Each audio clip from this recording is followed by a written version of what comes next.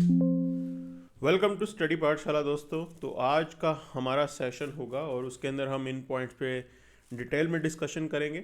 China ने dam बनाने का,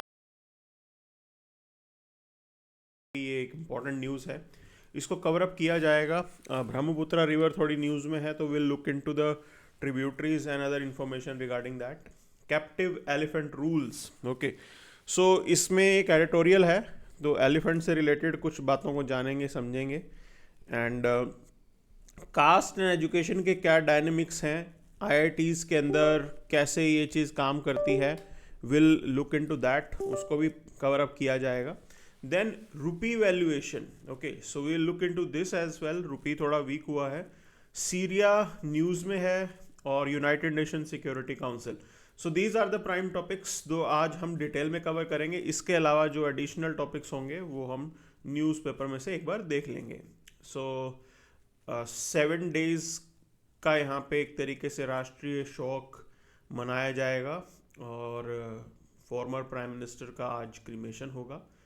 this is the point. And there is this news, supreme court gives Punjab government 24 hours to hospitalize a farmer on hunger strike. Now, this farmer is, you can say, having some medical issues, prostate का cancer है, और ऐसे में जो है ये hunger strike पे हैं। एंड थिंग्स में फ्लेयर अप।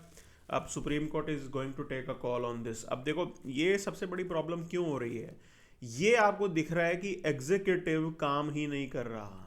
ठीक, executive not working. Now why court has to intervene in this. ये पूरा का पूरा मामला लॉ एंड ऑर्डर से रिलेटेड है एंड गवर्नेंस से रिलेटेड है, कि कोई आदमी एक तरीके से यहाँ पे भूख हड़ताल पे बैठा हुआ है और एग्जीक्यूटिव का मेन काम है उसको तोड़वाना, पुलिस का काम है। वाह, व्हाट्स द पॉइंट कि जुडिशरी इस पे इंटरवीन करे। लेकिन बिकॉज एग्जीक्यूटिव पॉलिटिकल डायमेंशंस कोई भी ढंग से काम नहीं करता है, तो हमारे पास एक ही उम्मीद बचती है, वो है जुडिशरी। तो यहाँ पे भी सुप्रीम कोर्ट इंटरवीन कर रही है इसके अंदर। तो this is what the point has been. Now Brahmaputra dam will not affect India Bangladesh, this is what China is saying, और इसको थोड़ा डिटेल में जानेंगे। China is going to construct a dam, okay. अब आप अगर नॉर्थ ईस्ट का ये मैप देखेंगे तो you will get an idea कि Brahmaputra is coming here, China से आ रही है, and then it takes a U turn. तो ये यू टर्न जहां पे ले रही है ब्रह्मपुत्र रिवर, इस एरिया में China is going to construct a dam. ठीक, दे आर सेइंग कि हाइडल पावर है, बट पॉइंट इसके अंदर इतना है कि India being a lower riparian state, हमारे यहाँ पे पानी चाइना से होके आता है। तो पहले चाइना में पानी होगा, फिर वो इंडिया तक आएगा। अब एक चीज़ आपको समझनी है, मैं आपको क्लैरिटी के साथ बता दूं। नॉर्थ ईस्ट के अंदर जो ब्रह्मपुत्र बहती है, ब्रह्मपुत्र बहुत बड़ी रिवर है, उसका 65% जो कैचमेंट एरिया है वो नॉर्थ ईस्ट में इंडिया के आने के बाद बनता है। क्लियर, मतलब कहने का ये है कि सिर्फ 35% वाटर वो चाइना से लेके आती है, बट 35% इज इंपॉर्टेंट, वॉल्यूम तो है, अच्छा खासा है। तो मैं ये कह रहा हूँ कि ये मत सोचिएगा कि बहुत बड़ा यहाँ पे अगर चाइना ने पानी रोक भी दिया तो बिल्कुल ख़त्म हो जाएगा पानी ब्रह्मपुत्र में, ऐसा नहीं होगा। But still, being a lower riparian state, इस डैम के स्ट्रक्चर से हमें काफ़ी इम्पैक्ट हो सकता है।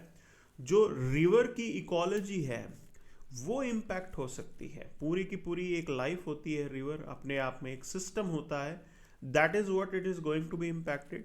वॉल्यूम ज़रूर यहाँ पे है, ओके, और पॉल्यूशन होने का भी डर रहता है। So these are some of the concerns that we may be having. मैंने बताया 65% कैचमेंट एरिया ब्रह्मपुत्र में जो पानी है वो नॉर्थ ईस्ट के अंदर जो रेन्स होती हैं, बारिश होती है, उससे बनता है। ठीक है, तो 35% ही पीछे से स्नो से आ रहा है, but still it is important, उतने में भी वो हमारे लिए इंपॉर्टेंट है। तो ये पॉइंट समझना है। China is giving the assurance कि कोई इम्पैक्ट नहीं पड़ेगा, बांग्लादेश पे कोई इम्पैक्ट नहीं पड़ेगा, इंडिया के ऊपर कोई इम्पैक्ट नहीं पड़ेगा। And they have this $137 billion का वो प्रोजेक्ट लगा रहे हैं, और आप मान के चलिए मेजर कंसर्न यही है कि इकोलॉजी पे उसका असर ज़रूर पड़ेगा। So they are trying to do something artificially, और when you are playing with the nature, तो नेचर पे तो उसका नेगेटिव इम्पैक्ट पड़ता ही है। वो यहाँ पे मेजर पॉइंट है। अब देखिए इसके अंदर जो सवाल यहाँ पे देखना है, जो प्रीलिम्स 2016 में क्वेश्चन आया था, which one of the following is are tributary और ट्रिब्यूटरीज ऑफ ब्रह्मपुत्रा। तो दिबांग, कमेंग, लोहित, ये 3 रिवर हैं and these 3 are the tributaries of Brahmaputra. तो ये पॉइंट याद रखना हमें, क्योंकि प्रीलिम्स के अंदर पहले भी क्वेश्चन पूछा हुआ है। ब्रह्मपुत्र ओरिजिनेट कहाँ होती है? चैमयोंगडंग ग्लेशियर के अंदर ये ओरिजिनेट होती है। ठीक, तो दिस इज़ द इंफॉर्मेशन। अच्छा, बाद में जाके देखिए ब्रह्मपुत्र जो है ये बांग्लादेश चली जाती है और बांग्लादेश में इसका नाम जो है जमुना रिवर इसे कहा जाता है। बांग्लादेश में पद्मा रिवर बनती है जब जमुना और मतलब हमारे यहाँ से गंगा और ब्रह्मपुत्रा ये दोनों मिल जाती हैं तो उसे पद्मा रिवर बोलते हैं वहाँ पे। ठीक है, और पद्मा के अंदर एक और नदी आती है मेघना। तो ये बांग्लादेश में आ जाके होती है एक्टिविटी। वॉल्यूम बहुत ज़्यादा होता है बांग्लादेश, ब्रह्मपुत्रा के अंदर पानी बहुत होता है और ऐसे में कहीं ना कहीं रिवर की जो इकोलॉजी है वो इम्पैक्ट शायद हो सकती है। सो ये सारी चीज़ें हैं यहाँ पे जो लेटेस्ट डेवलपमेंट है। लोअर राइपेरियन स्टेट्स को थोड़ा तो जो है इनसिक्योरिटी रहती ही है। तो दिस वाज द पॉइंट। अब आगे फ्रंट पेज पे न्यूज़ देखिए। Average household spending rose 3.5% through this August. तो हाउस होल्ड स्पेंडिंग इंक्रीज हो रही है, मतलब इसके अंदर ये है कि भाई there are good chances for revival of economy. ठीक है, तो लोग चीज़ें खरीद रहे हैं, लेकिन एक पॉइंट आपको समझना होगा। वैसे इन्होंने अगस्त और जुलाई का ही जो टाइम इन्होंने एडअप किया है, इसके अंदर आप पूरा देख सकते हैं दिवाली वगैरह का भी सीज़न आ गया, but it is on a right track, right दिशा में अंदर जा रही है। India is a sweet spot in the global economy right now. So Bihar public service commission का पेपर लीक की अभी भी समस्या जो है वो ख़त्म नहीं हुई है and it's a serious concern. देखिए यहाँ पे लेवल प्लेइंग फील्ड बहुत ज़रूरी होता है। एक बच्चा बहुत टाइम तक एफर्ट करता रहता है अपने ड्रीम्स को अचीव करने का, और वो पूरे करेंगे कैसे जब आप सिस्टम को फेयर बनाएंगे।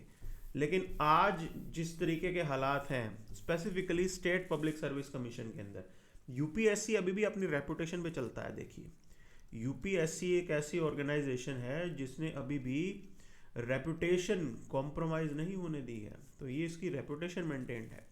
प्रॉब्लम कहाँ पे है? स्टेट सर्विस कमीशन के अंदर। तो जितने भी हमने स्टेट्स देखे हैं सबकी हालात एक जैसे ही चल रहे हैं, चाहे वो तेलंगाना हो, हरियाणा हो, पंजाब। आप देखिए 4 साल बाद पेपर आ रहा है, आएगा नहीं आएगा वो भी नहीं पता। तो ये कहीं ना कहीं बहुत ही सैड स्टेट ऑफ अफेयर्स है कि हमारे यहाँ पे यूथ तैयारी करता रह जाता है, उनके सपने होते हैं और एग्ज़ाम कंडक्ट नहीं कराया जाता। This is the point. अब मनमोहन सिंह जो सब लोग श्रद्धांजलि दे रहे हैं, हम उस चीज़ में जाएंगे नहीं, हम अपनी प्रिपरेशन पे रहते हैं। चलिए, सो 22% rise in enrolment after the smart classroom initiative. Okay, see this is what it is. ये बहुत अच्छी चीज़ है। मैं अच्छी चीज़ इसको क्यों बोल रहा हूँ? आपको when it comes to education, education को आपको इंटरेस्टिंग बनाना पड़ेगा। ठीक है, वो पुराने दिन गए कि आपने सुपरफिशियली किताब रटवा दी। अब आपको इंटरेस्टिंग बनाना पड़ेगा। You have to make students learn, students सीखें, ये करना ज़रूरी है। They should have practical insight. सिर्फ यही नहीं कि भाई आपने सुपरफिशियली चीज़ बुक पढ़ ली और अब आपका क्या किताबी ज्ञान है।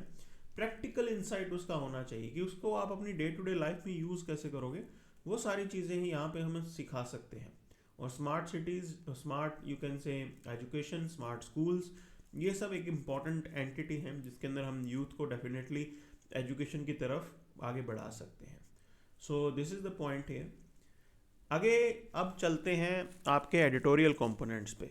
तो मैंने यहाँ पे PYQs ऐड किए हैं, don't miss out on that. Okay, तो अब एक एडिटोरियल उठाते हैं। ये एडिटोरियल है कैप्टिव एलिफेंट से रिलेटेड। कैप्टिव एलिफेंट को कैसे ट्रीट करना चाहिए उससे रिलेटेड है। So elephant is protected under wildlife protection act. बिल्कुल बिल्कुल प्रोटेक्टेड है। And idea is this, it aims to regulate captive elephant. ये नए रूल्स आए हैं उनके इलीगल कैप्चर को प्रिवेंट करने के लिए हैं। लेकिन इसके अंदर प्रॉब्लम्स क्या हैं? Still it is unclear regarding transfer and transportation of elephants. बहुत से एलिफेंट्स अभी भी कैप्टिविटी में जी रहे हैं। तकरीबन 2900 एलिफेंट्स हमने आइडेंटिफाई किए हुए हैं जो अभी भी कैप्टिविटी में हैं। तो उनके साथ कैसा ट्रीटमेंट होता है उस चीज़ को लेके अभी भी क्लैरिटी नहीं है, स्पेसिफिकली ट्रांसपोर्ट और ट्रांसफ़र को लेके। तो it allows only temporary transfer across the state borders without justification. लेकिन हमने देखा है कि एलिफेंट सड़क पे वॉक करते करते ही लोग ले जाते हैं उनको, ओके। और specifically people who carry elephant with them, और उसके बाद बैगिंग के अंदर भी उसका इस्तेमाल किया जाता है। तो ये सारी चीज़ें हैं यहाँ पे। अच्छा, माइक्रोचिप मिसयूज़ की बात करें, chips are removed after the death of elephant, और एक तरीके से इसको रीयूज़ किया जाता है इलीगली, कि भाई ट्रैक ताकि ठीक तरीके से ना हो सके, ये चीज़ देखी गई है हमारे यहाँ पे।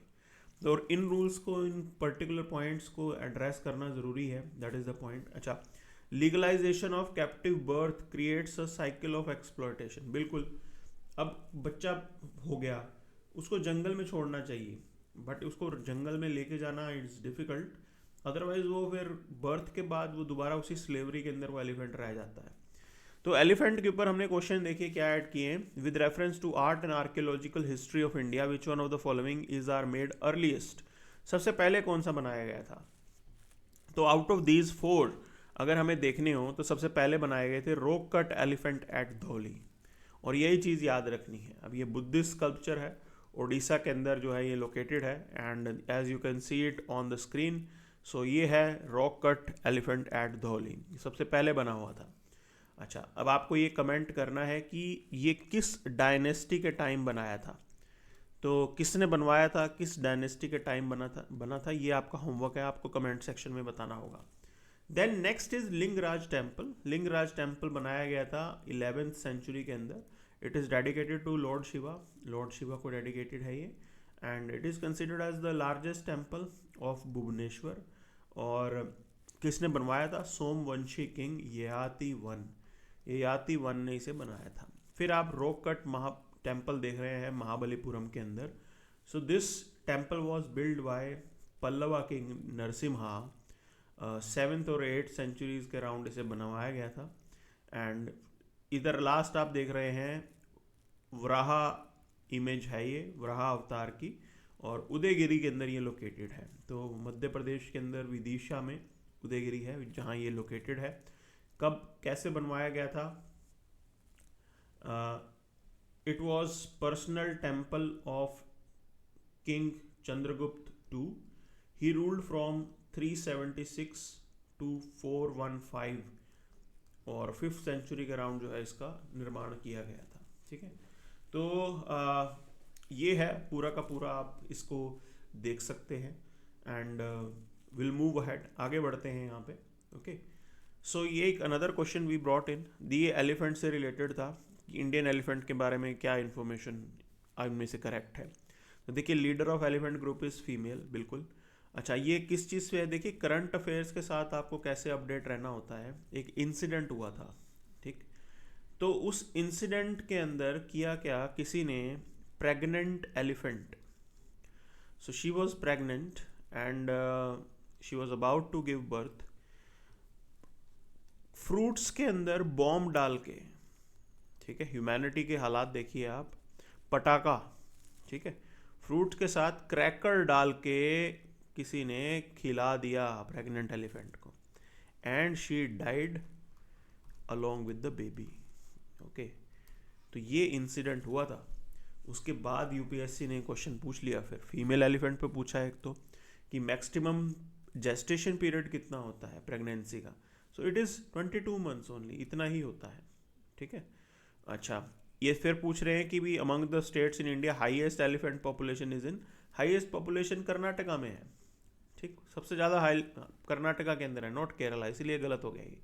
फिर आप इधर देखिए, elephant can normally go on calving till the age of 50 only. Only देखते ही आपकी आंखें चमक जानी चाहिए। तो 50 के बाद तक भी जो है एक तरीके से 60 तक की एज तक जो है बच्चे वो देते हैं। ठीक है, इसलिए ये गलत है। तो coming from this, A is the right answer, A इसका सही आंसर है। चलिए आगे चलते हैं नेक्स्ट एडिटोरियल के ऊपर, that is related to caste and the education dynamics they are talking about. अब ये बात कर रहे हैं कि मार्जिनलाइज सेक्शंस, वल्नरेबल सेक्शंस के कैसे हालात होते हैं after getting into you can से एजुकेशनल इंस्टीट्यूशंस। तो ये बता रहे हैं कि सबसे बड़ी जो प्रॉब्लम आई है दैट इज़ इंक्रीज्ड फी। हमारे यहाँ पे सभी एजुकेशनल इंस्टीट्यूशंस की जो है फीस को इंक्रीज किया गया है, तो this is cited as one of the reason. लेकिन मैं आपको एक चीज़ बता रहा हूँ, फीस इंक्रीज करने के साथ अब गवर्नमेंट लोन फैसिलिटी भी देती है। देखो कहीं ना कहीं आपको ये बात समझनी पड़ेगी कि गवर्नमेंट की एक लिमिटेशन है। आप ये चीज़ बिल्कुल भी एक्सपेक्ट नहीं कर सकते कि गवर्नमेंट हर किसी को फ्री में पढ़ाए, ये चीज़ पॉसिबल नहीं है। तो गवर्नमेंट अपने लेवल पे बिल्कुल काम करती है और अब लोन की फैसिलिटी अवेलेबल है, इजी लोन्स मिल जाते हैं, बच्चा पढ़े, अपनी फीस दे और आफ्टर गेटिंग इनटू जॉब्स वो वापस जो है रीपे करे उस लोन को। ठीक है, सो मेरे पर्सनली अगर आप मेरे से पूछोगे तो I don't see this as a major point. हाँ ठीक है, एग्जाम में लिखने वाली बात अलग होती है। फिर इम्पैक्ट ऑफ फी हाइक और एनरोलमेंट, बिल्कुल बताया कि भाई जैसे ड्रॉप आउट जो है वो इंक्रीज हो गए हैं and they are pointing out about the vulnerable sections. तो SC ST OBC स्टूडेंट्स वो काफ़ी ड्रॉप आउट होते हैं। Then there is this caste discrimination, बिल्कुल वो एग्जिस्ट करता है। Then you have faculty representation की बात करें ना, 95% of IIT faculties it is coming from upper caste. तो यहाँ पे ये समस्या जो है ये बताई गई है। ठीक है, कास्ट बेस्ड प्रिजुडिस हैं, all these things are existing and it's a you can say sad state of affairs. चलिए अगली न्यूज़ पे चलते हैं, that is related to rupee currency. You can say काफ़ी कम हो गई, वीक हो गई है। अब सवाल ये है कि क्या ये अच्छा हुआ है बुरा हुआ है। देखिए when you talk about your exports, तो एक्सपोर्ट्स तो आपके कॉम्पिटिटिव होंगे, ये एक बेनिफिट हमें मिलेगा। Our exports will become more competitive. ठीक, but imports definitely they will become costly. Imports जो हैं वो कॉस्टली होंगे। लेकिन अगर आपका एक्सपोर्ट कॉम्पिटिटिव होता है, और स्पेसिफिकली किस सिनेरियो में, जब कंपनीज चाइना के अलावा एक ऑल्टरनेटिव ढूंढ रही है, तो उसके हिसाब से तो ठीक है ये। Imports we can manage, majorly import के अंदर हमारे यहाँ पे फ्यूल आता है। अब फ्यूल के हम ऑलरेडी सब्सटीट्यूट ढूंढ रहे हैं। ठीक है, मैं ये नहीं कह रहा कि इमीडिएटली हो जाएगा सब कुछ, सब बढ़िया हो जाएगा, वैसा नहीं होगा, but we are still looking forward to that. और ठीक है, ये मेजरली जॉब क्रिएशन पे फोकस हो तो हमें कॉम्पिटिटिव एज ये जरूर देगा अगर रुपी थोड़ा वीक होता है। ज़्यादा भी वीक नहीं होना चाहिए, कंट्रोल्ड मैनर में होना चाहिए, और बिल्कुल इंडिया का सिनेरियो काफ़ी कंट्रोल्ड चल रहा है। तो दिस इज़ द पॉइंट। अब देखिए इस क्वेश्चन को देखेंगे तो which one of the following is are correct. So foreign currency earning of Indian IT sector. Okay, अच्छा ये कह रहे हैं कि which one of the following is are contributor to the reducing risk of currency crisis. ठीक, तो Indian जो currency crisis, मतलब करेंसी क्राइसिस का मतलब है शॉर्टेज।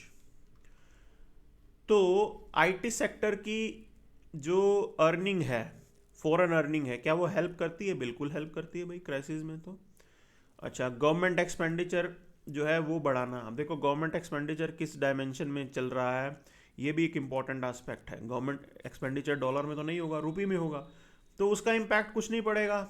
ठीक है, इसीलिए ये चीज़ सेकंड जो है हम इसको हटा देते हैं। Third is remittances from Indian abroad. बिल्कुल, वो वहाँ पे डॉलर में अर्न करते हैं और यहाँ भेजते हैं, तो वो भी हमारे यहाँ पे करेंसी रिस्क को रिड्यूस करने में हेल्प करता है। तो 1 and 3 is the answer for that. ठीक है, तो वो पैसा कमा के इंडिया में भेज रहे हैं, आपके पास डॉलर आ रहा है, तो उससे बेनिफिट होता है आपको। अब सीरिया के अंदर ये परेड निकाली गई है एंड फाइनली डिसीजन लिया गया है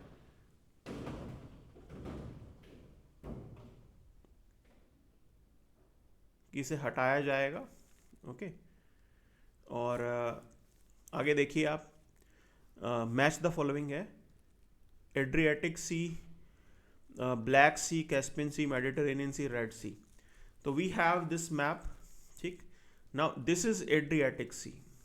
ठीक है, तो ये दिख गया हमें, ये है black sea and this is your Caspian sea. तो कैस्पियन सी के साथ ये जो ये लग रहा है कंट्री, दैट इज कजाकिस्तान। ठीक, तो इस तरीके से याद रखना है। तो कजाकिस्तान तो राइटली मैच है, बिल्कुल सही चल रहा है एकदम। अच्छा, थर्ड किस किस में है ऑप्शन, वही करेक्ट होगा, बी में है और डी में है। ठीक है, अब एड्रियाटिक सी के अंदर देखिए, एड्रियाटिक सी में अल्बानिया लग रहा है क्या? तो एडियाटिक सी के अंदर अल्बानिया यहाँ पे दिख नहीं रहा है, ठीक है। ओके, तो इसके अंदर और कोई कंट्री आप match the following, Mediterranean Morocco है, तो fourth definitely will be there, ठीक। रेड सी के अंदर क्या सीरिया लगता है? सीरिया बिल्कुल भी पॉसिबल नहीं है कि रेड सी में लगता हो। सीरिया इज हियर, मेडिटेरेनियन में ओपन अप हो रहा है ये, ठीक। तो covering up from this is wrong. Fifth वाला ऑप्शन हटाना है, आपके पास बचेगा ही एक, दैट इज बी। सो इस क्वेश्चन के अंदर आप एलिमिनेशन टेक्निक का इस्तेमाल कर सकते हैं। अगले क्वेश्चन पे चलते हैं, अगले टॉपिक पे चलते हैं, दैट इज यूएनएससी रिफॉर्म्स। अब देखो, यूनाइटेड नेशन सिक्योरिटी काउंसिल ये डिसाइड करता है regarding the deployment of United Nation peace keeping forces, ठीक। अब यूएनएससी की बात करें तो इसके अंदर India want to be a permanent member.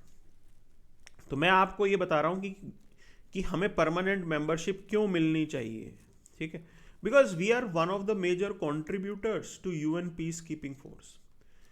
हम अपने फौजी भेजते हैं वहां पे, ठीक। आपके फौजी जाते हैं यूएन पीस कीपिंग फोर्स के अंदर, तो वो एक बढ़िया हेल्प है। और इसीलिए हमें पता होना चाहिए कि हमारे फोर्सेस को कहाँ पे डिप्लॉय किया जा रहा है। इंडिया शुड हैव अ से। ये एक रीज़न है कि हम इन रिफॉर्म्स को चाहते हैं, why other countries are deciding. So ये फैक्टर्स हैं आपके यूएनएससी रिफॉर्म से रिलेटेड। Now apart from this we have covered major things, काफ़ी चीज़ें कवर कर ली हमने। मुंबई की जॉय राइड के रिगार्डिंग है ये, what had happened, okay. And there is nothing much, कुछ खास नहीं है यहाँ पे। Things we have already covered, चीज़ें ऑलरेडी कवर कर ली हैं। और साउथ कोरिया के अंदर नेशनल असेंबली ने वोट किया है, बट अभी मैंने बताया उनकी कॉन्स्टिट्यूशनल कोर्ट से भी इसे अप्रूव करवाना पड़ेगा, okay. Other point is this, देखिए, Azerbaijan plane crash due to external interference, बिल्कुल।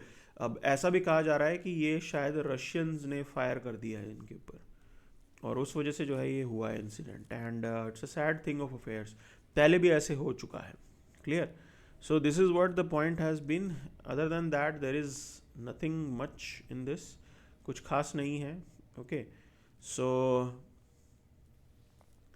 ये सब चल रहा है। यूक्रेन का मोराल तकरीबन डाउन है।